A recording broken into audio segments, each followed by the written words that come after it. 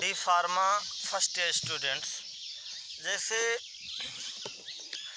आप जानते हैं कि स्केलेटन सिस्टम कल आपको पढ़ा करके पेक्टोरल एंड पेल्विक गिर्डल, उसके बाद जॉइंट्स ऑफ स्केलेटन सिस्टम समाप्त कर दिया गया था। आज आपको नेक्स्ट न्यू टॉपिक स्टार्ट करते हैं। Next unit reproductive system. First of all you have study about the physiology of reproductive system. First of all you have know about the physiology of reproductive system. reproductive system के सबसे पहले physiology, सर्वप्रथम आपको physiology बताई जाएगी कि वास्तव में रिप्रोडक्टिव सिस्टम की फिजियोलॉजी क्या होती है।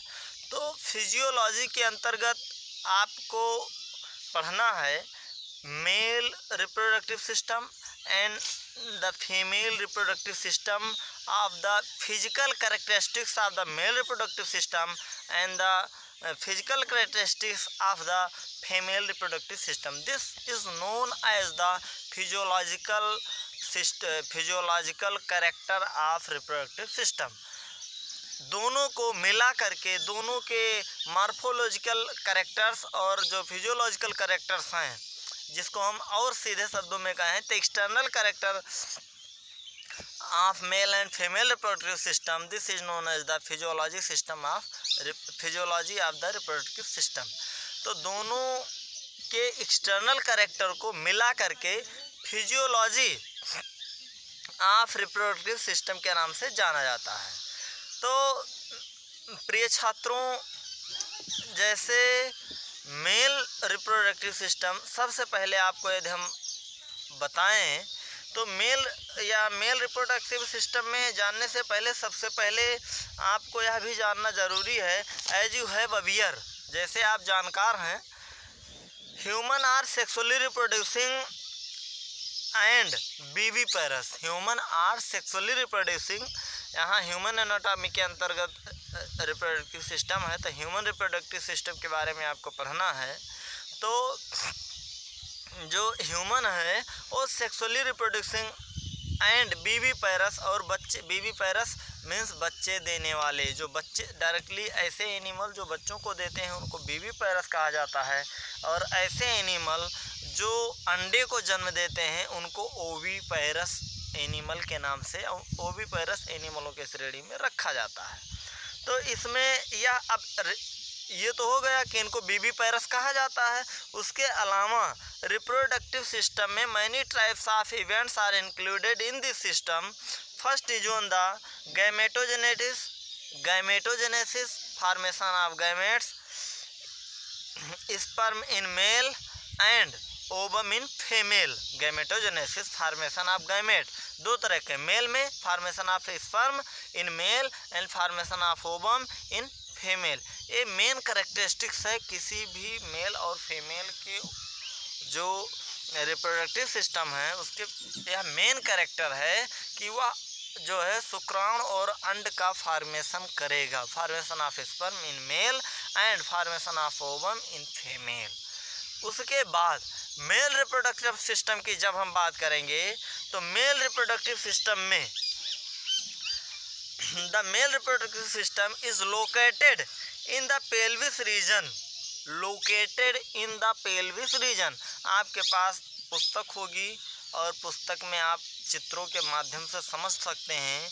जो पेल्विस रीजन है, पेल्विक गिर्डल, जो दोनों हमारी जो है थाई है, थाई बिटवीन द थाई के बीच में एक ऐसा स्थान जहां पर पेल्विक गिर्डल कनेक्ट करता है, उस पूरे एरिया को प्यूबिक या पेल्विक एरिया के नाम से जाना जाता है।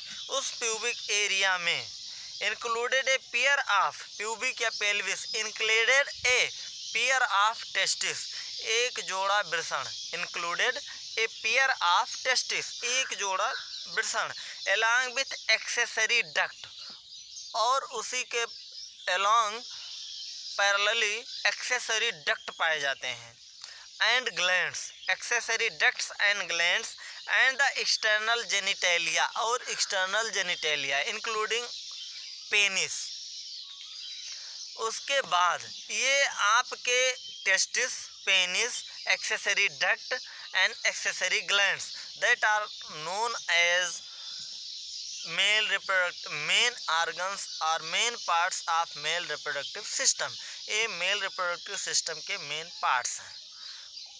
अब हम स्टार्ट करते हैं कि मेल रिप्रोडक्टिव सिस्टम में जो टेस्टिस बताई गई, द टेस्टिस आर सिचुएटेड, जैसे बताया गया कि male reproductive system are situated in the pelvic region, pelvic areas.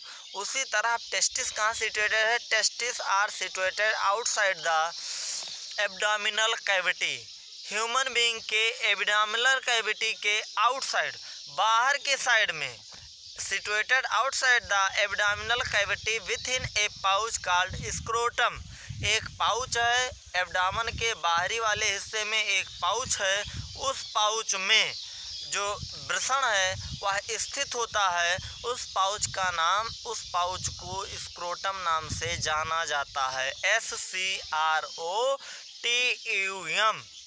उसके बाद the scrotum help in maintaining the low temperature of the testis. The scrotum help in maintaining the low temperature of the testis. Scrotum testis के low temperature को body temperature की अपेक्षा कम temperature में रखने में मदद करता है। अब कितना लो?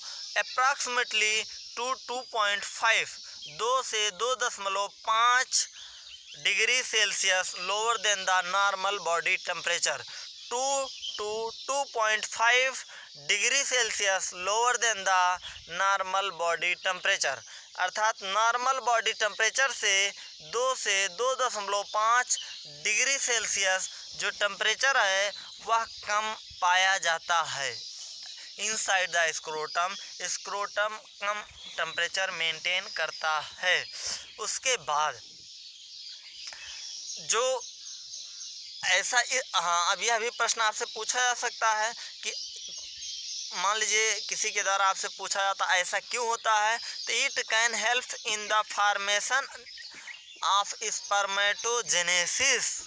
Help in the formation of, यह स्पर्मेटोजेनेसिस की प्रक्रिया में सहायता करता है, या यूं कहें कि necessary for the maintenance of spermatogenesis, यह स्पर्मेटोजेनेसिस के लिए आवश्यक है।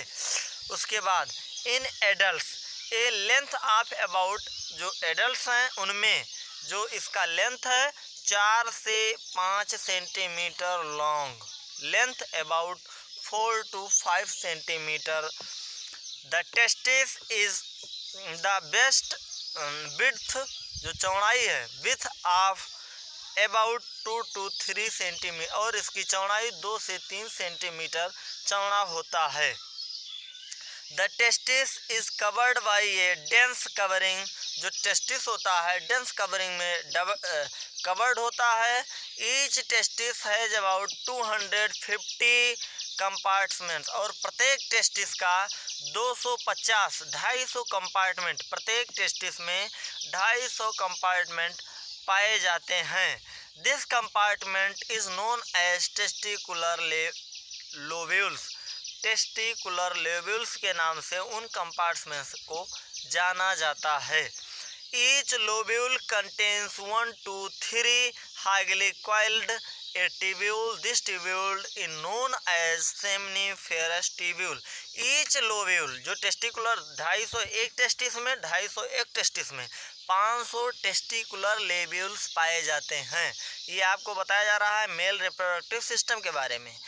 अब जब दोनों में 250 पाए जाते हैं तो एक कंपार्टमेंट में 1 से लेकर के 3 तक, वह संख्याएं एक, किसी में 2, किसी में 3, किसी में 1, किसी में 3, 2, इस तरह से 1 से लेकर के 3 तक वेरी करता हुआ प्रत्येक कंपार्टमेंट में टेस्टिकुलर लोब्यूल है उसी को कंपार्टमेंट कहते हैं, उस लोब्यूल में 1 से लेकर के 3 तक संख्या में एक ट्यूब्यूल पाई जाती है। उस ट्यूब्यूल को सेमनीफेरस ट्यूब्यूल के नाम से जाना जाता है। यह जो सेमनीफेरस ट्यूब्यूल होती है, यह इस बात के लिए रिस्पॉन्सिबल होती है कि वह स्पर्म का फॉर्मेशन निश्चित समय अंतराल पर करेगा और बॉडी की आवश्यकता के अनुसार वह उतने निश्चित समय में उस स्पर्म के फॉर्मेशन में सहायता करता है। Thanks for watching video. Next video में आपको फिर मिलते हैं और फिर वहां पर चर्चा करेंगे कि किस तरह से मेल रिप्रोडक्टिव सिस्टम में फॉर्मेशन ऑफ स्पर्म होता है, या जो और इसमें भी कुछ कोशिकाएं हैं उनकी क्या महत्वपूर्ण भूमिका होती है उसके बारे में।